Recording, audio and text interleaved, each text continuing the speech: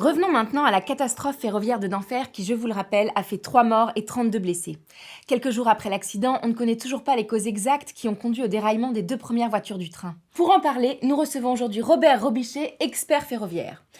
Alors, monsieur Robichet, pouvez-vous nous apporter quelques éléments de réponse concernant l'origine de cet accident ? À l'heure où je vous parle, on est encore sur des faisceaux de présomption pour expliquer ce déraillement. On sait qu'il a eu lieu par montée de roue. Pour l'instant, plusieurs pistes ont été écartées. À la lecture des bandes d'enregistrement, des paramètres d'exploitation du train qui a déraillé, nous avons la certitude que le conducteur n'a pas commis d'erreur. Il était sur la bonne vitesse, il a bien respecté les signalisations. Et au niveau des itinéraires formés, là encore, pas d'erreur. Monsieur Robichet, si je comprends bien ce que vous êtes en train de nous dire, on exclut toute cause d'erreur humaine, c'est bien cela ? Attention, madame, à ce stade, on n'exclut que les erreurs de conduite ou d'aiguillage. Dans ce cas-là, expliquez-nous quelles sont vos pistes. En fait, les réponses sont sûrement à aller rechercher du côté de l'interface rail-roue.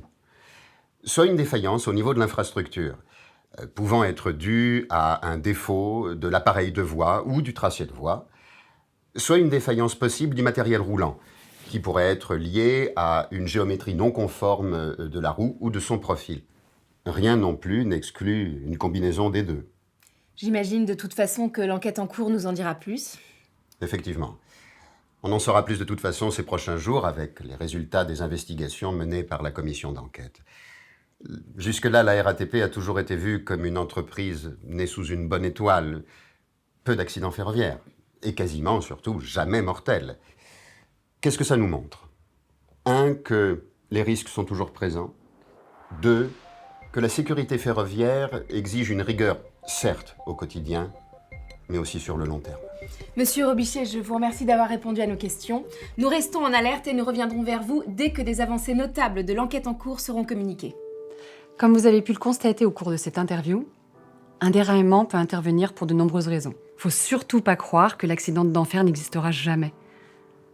En fait, tout dépend de nous.